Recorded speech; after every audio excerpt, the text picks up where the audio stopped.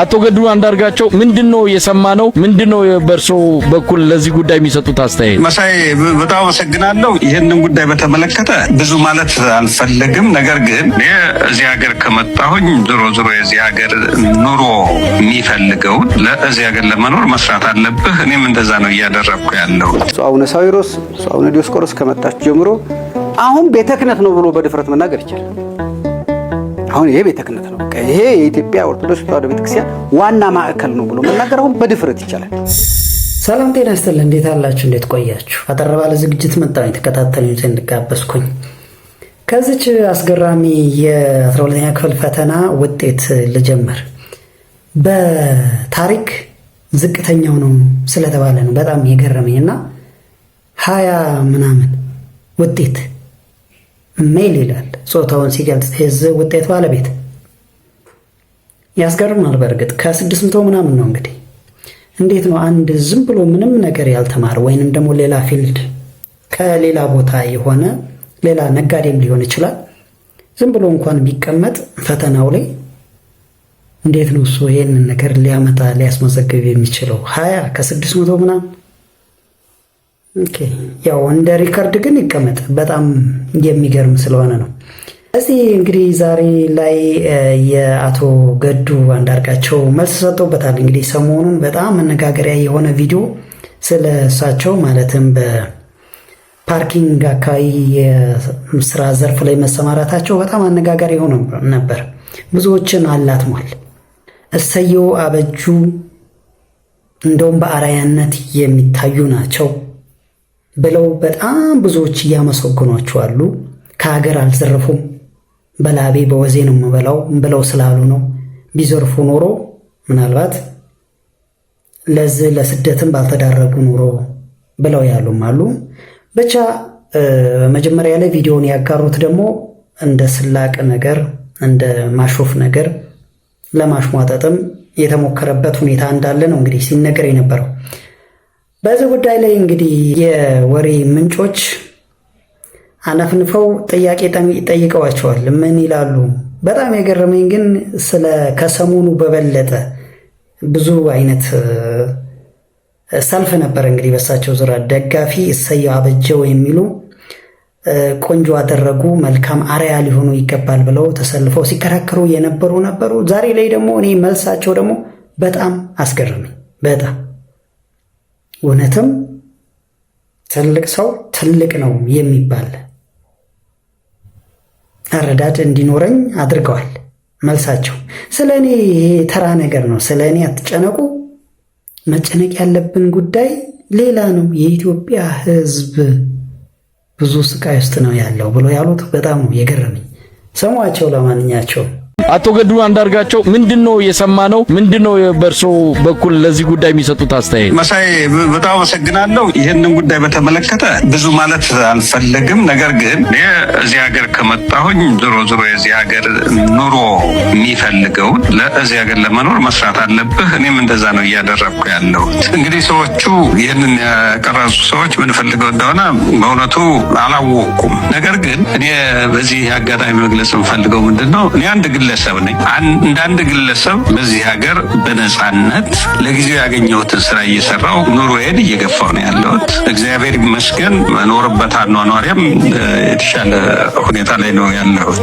እየሰራው ነው የምኖረው ማለት ነው። ከዛ በተረፈ ግን እኔ የአማራ ወንድሞቼ እህቶቼም ይሁን በጠቅላላ የኢትዮጵያ ሕዝብ መጨነቅ ያለበት እዛ ሀገር ቤት ላለው ሕዝብ ነው። በከፍተኛ ስቃይ ውስጥ ነው ያለው የአማራ ሕዝብ በየቦታው እየተገደለ እየተፈናቀለ ባህሉን እምነቱን በአግባቡ ኤክሰርሳይዝ እንዳያደርግ ብዙ ነገሮች እየተደረጉ ነው ያሉት። ሰው መጨነቅ ያለበት አጀንዳ ማድረግ ያለበት ያንን ጉዳይ ነው፣ የህዝብ ጉዳይ ነው። ኢትዮጵያውያን አሁን በሰላም ወጥቶ መግባት ወይም ደግሞ ቤት በሰላም አድሮ በነገታው የሚገናኝና የማይገናኝ መሆኑን እርግጠኛ የማይሆንበት ሁኔታ ነው ያለው። የኢትዮጵያ ህዝብ በእጅጉ ሰፈር እያደረገ ማለት እየተሰቃየ ነው ያለ። አጀንዳችን መሆን ያለበት ይሄን ህዝብ ያደርገን ነው ከዚህ ስቃይ የምናወጣው የሚል የመተባበር መንፈስ፣ የትግል መንፈስ መጠናከር ነው ያለበት። በጣም ነው የሚገርመው መልሳቸው።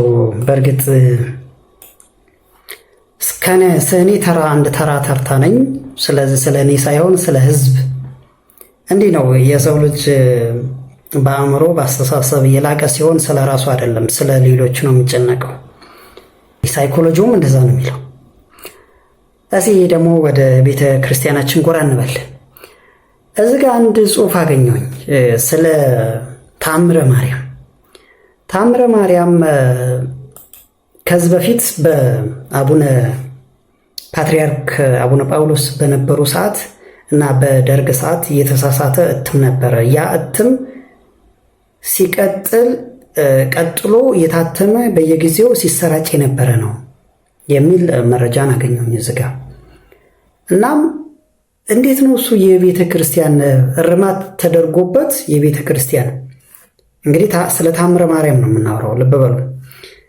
የቤተ ክርስቲያን መጻሕፍት ዝም ብለው ተራ ሰው እንደፈለገው ወይንም ደግሞ አንድ ባለስልጣን ወይ ደግሞ ፓትርያርክም ሊሆን ይችላል ከቤተ ክርስቲያኑ እውቅና ውጪ ልበለው ባጭሩ እውቅና ውጪ ዝም ብሎ ይታተማሉ። ስለዚህ አሁን ምንድነው እሱ እንደዚህ እንደ መረጃው ከሆነ እዚህ ጋር እንደምትመለከቱት ይህ መረጃ መታረም የነበረበት መጽሐፍ ነው እና እስካሁን ድረስ እየታተመ እየተሰራጨ ነው። ማን ነው እሱ አሳታሚ? አንደኛ ይህ መጠየቅ አለበት። ቤተ ክርስቲያኗ በሕግ መጠየቅ አለበት። የተሳሳተ መጽሐፍ ከሆነ ቤተ ክርስቲያኗ ያላጸደቀችውን ቅዱስ ሲኖዶስ ያላመነበት እንዴ ሰው ዝም ብሎ እንደፈለገው ነው እንዴ? እንኳን የቤተ ክርስቲያን እንኳን ተአምረ ማርያም የሚያክል መጽሐፍ ቀርቶ ሰው እኮ ስለ አንድ ግለ ታሪክ ስለ አንድ ሰው ግለ ታሪክ የተዛባ ነገር ማሰራጨት የለበትም። ስለዚህ እንዴት ነው እሱ ይሄ ነገር በቸልታ የሚታየው? እያወራን ያለነው ተአምረ ማርያም። ስለዚህ ይህ ነገር መስተካከል ያለበት ቦታ ላይ መስተካከል አለበት። ምዕመኑ መጮህ ካለበት መጮህ አለበት። በቃ ስህተት በእርግጥ ባለፈው የትግራይ ሲኖዶስ እርማት መደረግ አለበት ብሎ ያለው አጀንዳ አለ። ስለዚህ መታረም ካለበት ይታረማል።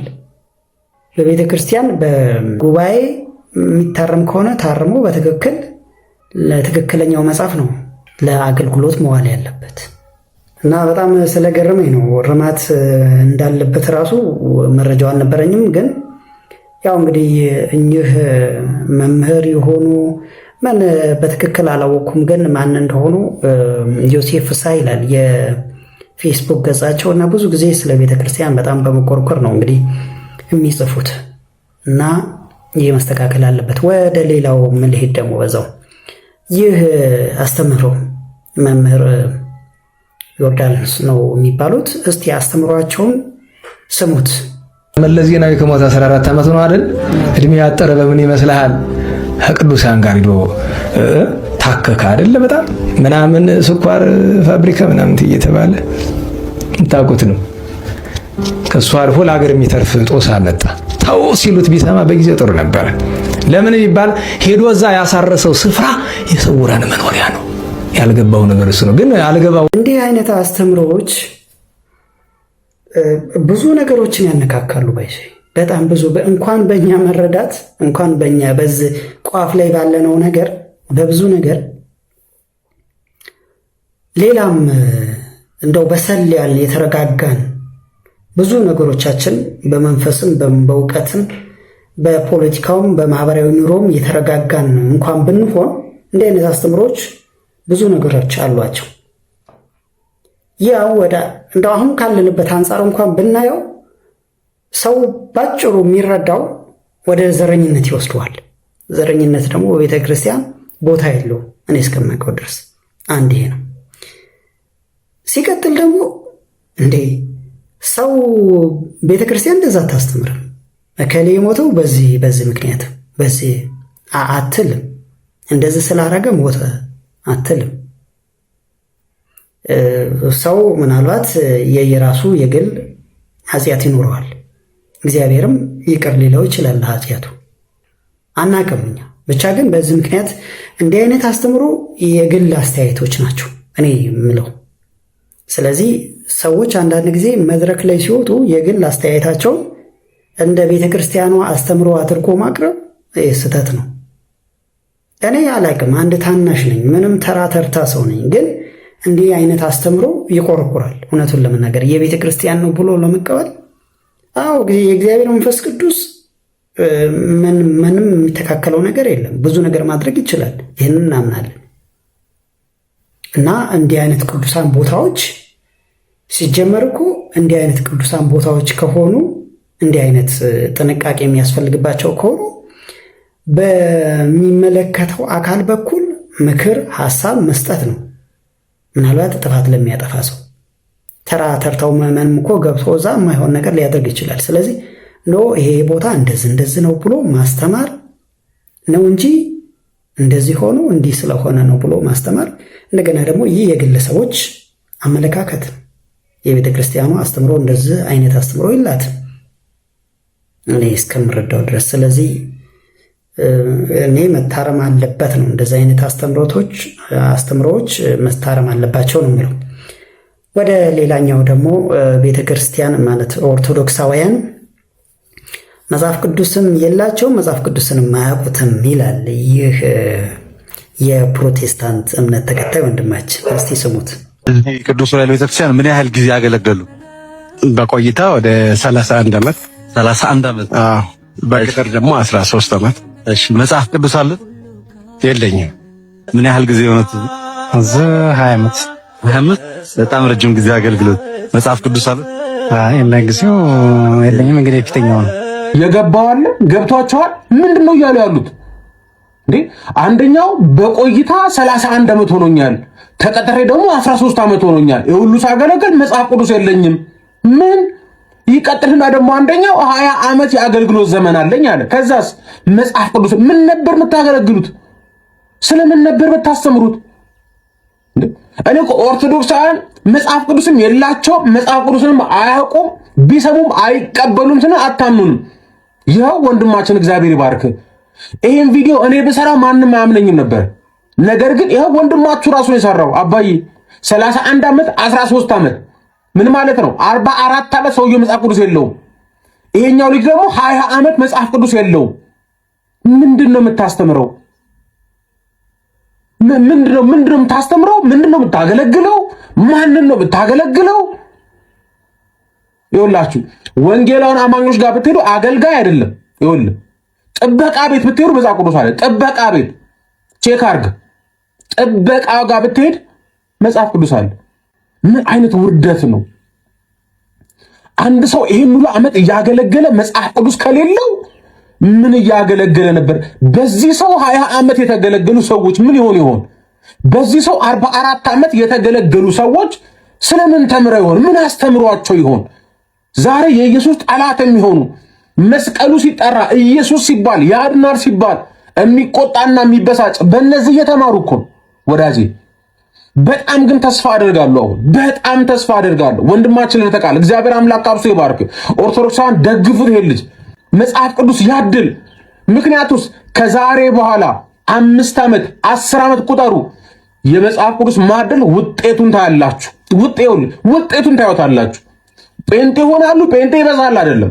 ቤተ ክርስቲያኗ ውስጥ የሆነ ለውጥ ካልመጣ ምን አለበሉ ጠብቁ። እናንተም አድሉ፣ እኛም እናስተምራለን። ለውጥ ይመጣል። ወንድሜ መጽሐፍ ቅዱስ ኖሮኝ ያልሆነ መረዳት ከሚኖረኝ ስለ መጽሐፍ ቅዱስ ኖሮኝ እምነቴን ከምክድ በእኔ እምነት መጽሐፍ ቅዱስ ሳይኖረኝ እምነቴን ብይዝ ይሻላል። ሲጀመር ይህ ጠቅለል ያለ ንግግር ነን። ዘርዘር ሳረገው ግን እንደዚህ ነው። ይኸውልህ አንተ መጽሐፍ ቅዱስን እንደ ጋዜጠኛ ወይንም ደግሞ እንደ ተራ አዲስ ዘመን ጋዜጣ ነው የምታነበው። እንዲህ ነው ይላል። ትርጉም የለውም። ገደል ከቶሃል። እነዚህ ሰዎች ግን የተማሩት አባቶች ያስተማሯቸውን ነገር ጠንቅቀው በቃላቸው ይዘዋል። አየህ መቼም ምንም ነገር ሳይኖረው እውቀት ሳይኖረው መድረክ ላይ ወጥቶ የሚያስተምር ሰው የለም፣ ያው ካላበደ በስተቀር። ስለዚህ እነሱ አየህ የኛ አባቶች ሲማሩ እኮ ዳዊትን በቃላቸው ነው የሚሉት። ውዳሴ ማርያም በቃላቸው፣ ሁሉንም በቃላቸው ነው ለመያዝ የሚሞክሩት። አንተ ግን ጥቅስ በቃ ዮሐንስ ወንጌል፣ ማቴዎስ ወንጌል እንደዚህ እያልክ ትለፈልፋለህ። ቁጥርና አንተን የመያዝ ችሎታ አለ። በእርግጥ እኔ ያስይዛቸዋል፣ አብዛኞቹ ግን ይይዛሉ። እኔ በጣም ነው የሚገርመኝ። መንፈሱ ነው መሰለኝ ያው ቁጥርና ምዕራፉ ምናምን ያስይዛል። እኔ አንድም መያዝ አልችልም። በነገራችን እንደዛ አይደለም። ትርጉሙ ምንድን ነው? ትርጉሙን ታውቀዋለህ? ትርጉሙ አንተ በገባህ መጠን ተረድተህ መንገድ ስተሃል። መጽሐፍ ቅዱስ መጽሐፍ ቅዱስ ሊኖርህ ይችላል። እሱ አይደለም ትርጉሙ ገብቶ በጥቂቱ ያወካትን በትክክለኛዋ መንገድ ላይ ይዘህ መቆም ነው። እነኚህ አባቶች ይሄን ዓመት የኖሩት መጽሐፍ ቅዱስ ዝም ብሎ ይሄ አንተ እንደምታሳትመው መጽሐፍ ቅዱስ አይደለም የኛው። ስለዚህ ያ እጥረት ነበረ በወቅቱ። አሁን ላይ እግዚአብሔር ይመስገን ያው ዋጋ ቢወደድም ያው መግዛት የማይችሉ ካሉ በተለያየ አጋጣሚ እንደዚህ አይነት ወንድሞች አሉ፣ ያው ይሰጣቸዋል። በእርግጥ አሁንም ይሄ የሚሰጣቸው መጽሐፍ ራሱ አጠራጣሪ ነው በእኔ እምነት። ምክንያቱም ቤተክርስቲያን ላይ አሁን ተጠግተው ያሉ ከአንተ ወገን የሆኑ ብዙዎች አሉ። ለምሳሌ እነ ፍኖተ ጽድቅ ተብዬዎች፣ ፍኖተ ጽድቅ ሪሊ ኦርቶዶክስ ናቸው? እኔ ጠራጠራለሁ። ስለዚህ ይሄ በአሸን መጽሐፍ ቅዱስ ይዞ መንገድ ከመሳት መጽሐፍ ቅዱስ ሳይዙ ትክክለኛው መንገድ ላይ መቆምና ጥቂት እውቀት ይሻላል ከእንዳንተ አይነት ከመዘላበድ። ይህንን ነው የምለው እኔ። እስቲ ደግሞ ስለ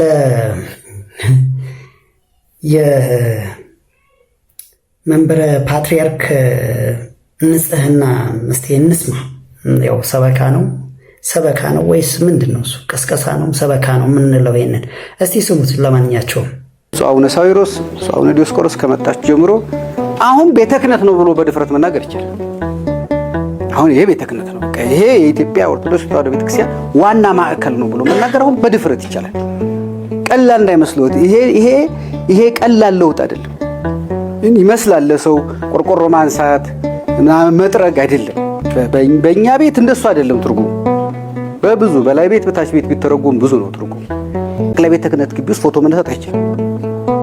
እዚህ ጋር የተከመረ ነገር አለ፣ እዛ ጋር ቆርቆሮ ነገር አለ፣ እዛ ጋር ካርቶን ነገር አለ፣ እዛ ጋር የሆነ የተጠጋ ነገር አለ፣ እዛ ጋር የተከመረ ድንጋይ አለ እና ከጀርባው ቤተ ክርስቲያኒቱ ሳትሆን ወይ የተከመረ ድንጋይ ነው የሚወጣው ወይ የተቀደደ ካርቶን ነው የሚወጣው እና ይሄ ቤተ ክህነት ነው ብሎ ለመናገር ከባድ ነበር። አሁን ቤተ ክህነት ነው ብሎ በድፍረት መናገር ይቻላል። አሁን ይሄ ቤተ ክህነት ነው፣ ይሄ የኢትዮጵያ ኦርቶዶክስ ተዋሕዶ ቤተክርስቲያን ዋና ማዕከል ነው ብሎ መናገር አሁን በድፍረት ይቻላል። ቀላል እንዳይመስሉት። ይሄ ቀላል ለውጥ አይደለም። ይመስላል ለሰው ቆርቆሮ ማንሳት እና መጥረግ አይደለም። በእኛ ቤት እንደሱ አይደለም ትርጉሙ። በብዙ በላይ ቤት በታች ቤት ቢተረጎም ብዙ ነው ትርጉሙ። እንግዲህ ዘመኑ ነው፣ ምን ይደረጋል። ዘመኑ የሰው ልጅ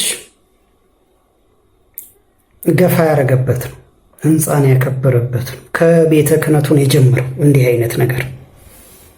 ስለዚህ የቤተ ክህነቱ ንጽሕና ማማር ነው እንጂ ቤተ ክርስቲያን በዚህ ከትላንት በስቲያ ጅጅጋ ላይ ስለፈረሰችው አይደለም። ምዕመናን በአርሲ ውስጥ ስለተገደሉ አይደለም የሚወራው። ግን የትኛው ቆሻሻ ነው እውነተኛ ቆሻሻ? የትኛው ነበረ እውነተኛ ቆሻሻውማ? ምዕመናን ጠበቃ አለመሆን ነው እውነተኛ ቆሻሻ። ስለዚህ ለምዕመናን ጠበቃ አለመሆን፣ ለምዕመናን ቤተክርስቲያን ስትቃጠል ዝም ማለት፣ ይህ ነበረ ቆሻሻው። የቤተ ክህነቱ ግቢው ንጹህ ሆነ እንዲሆነ ምን ትርጉም አለው? ምዕመን ከሌለ የትኛው አባት ሊያገለግል ነው? በዚች ዘመን ውስጥ ግን ምዕመናን እንባቸው አይደለም ደማቸው ሁሉ ፈሷል በብዛት እንደ ጎርፍ። ለዚህ ደግሞ ጊዜው ሲደርስ ሁሉም ይጠይቃል። እግዚአብሔር ዝም አይልም። የጊዜ ጉዳይ ነው። አቤት ቅዱስ ገብርኤል እመቤታችንን አብስር ተብሎ ሲላክ ምን ተሰምቶት እንዴት እየበረረ ይሆን የመጣው? ለአንድ ኃጢአተኛ መዳን መላእክት ሁሉ የሚደሰቱ ከሆነ ለዓለም ሁሉ መዳን ገብርኤል ምን ሲሰማው ነበር? ያልቀለው ክንፉን እያማታን የመጣው ሂድ አብስራት ብሎ ሲነግረው እዚህ ቆሜ ምን ሰራለሁ ሄጄ ላብስራት እንጂ እያለ ከሰባቱ ሰማያት እየበረረ መጥቶ ጸጋን የተሞላሽ ምን ይበልሻል? ደስታቸው ነው መላእክት። የኛ መዳን ደስታቸው የሆነ ጠባቂዎችን ስለሰጠን እግዚአብሔር ስሙ የተመሰገነ ይሁን። ስለ ቃልዎት ያሰማልን ወንድማችን። ግን ጃንደረባው ስለ ቤተ ክርስቲያን መቃጠል፣ መውደም፣ መፍረስ፣ ስለ ምዕመናን እንደዚህ መጎሳቆል፣ ደማቸው መፍሰስ፣ መፈናቀል ምንም አይልም። ምንም ለሁሉም እግዚአብሔር እንደ ዋጋው ይከፍላል። በሩቅ አይደለም በቅርብ፣